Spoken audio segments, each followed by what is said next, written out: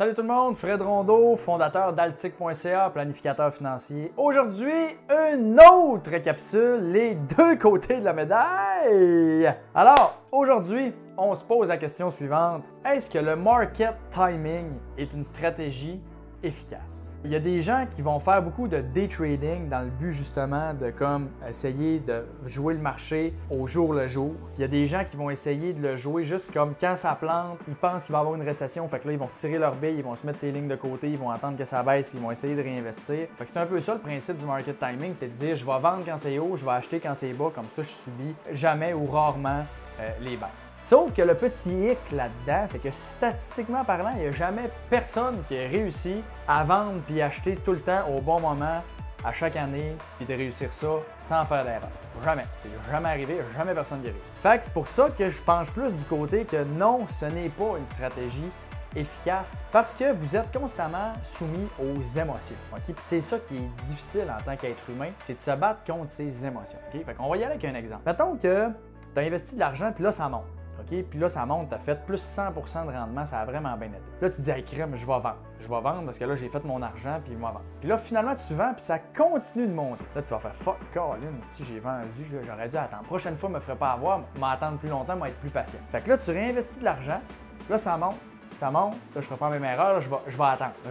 Puis là, qu'est-ce qui arrive? Hop, là, finalement, ça baisse. Là, tu vas dire, Colin, j'aurais pas dû. Non, j'aurais pas dû ici.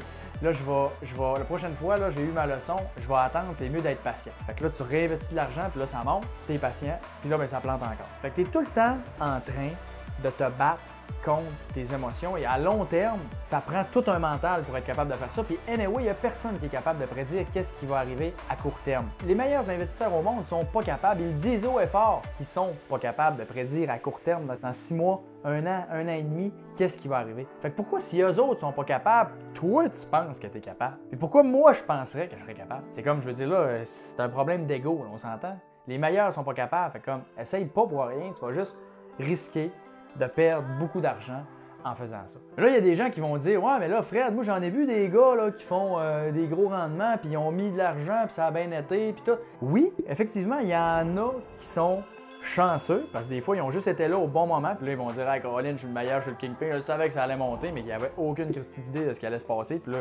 ils font comme s'ils savaient. Mais là, le problème, c'est que c'est à court terme. Fait qu'à court terme, oui, ça peut être spectaculaire, sauf que si ton gars qui est si hot que ça, là, dans 2-3 ans, ses investissements, ça va mal, puis qu'il fait moins 90 %, tu lui demanderas son rendement moyen sur 3-4 ans, c'est quoi finalement?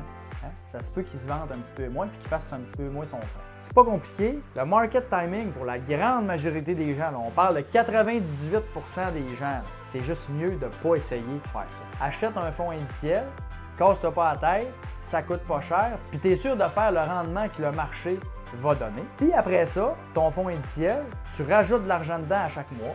Les marchés vont bien, tu continues d'en mettre. Les marchés vont pas bien, t'en mets encore plus si tu es capable, parce que tes parts sont moins chères, donc tu investis pendant que c'est pas cher. Puis tu fais ça tout le temps, puis à long terme, hop, tu vas être millionnaire.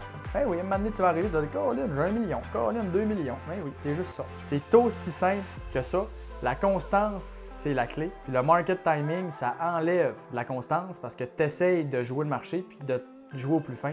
Puis finalement, ça finit toujours par se revirer contre toi. Fais ce que tu veux. Je suis pas ton père, mais mettons que le market timing, pas trop pour ça, comme tu as pu le constater. Sur ce, d'accord, pas d'accord, tu peux commenter, c'est bien correct. Tu m'aimes pas, tu peux me le dire, c'est beau aussi. Sur ce, je te souhaite une excellente journée. J'espère que ça a pu t'amener quelque chose dans ta vie au niveau des finances et des réflexions. Puis on se revoit dans la prochaine vidéo pour une autre capsule, les deux côtés de la médaille.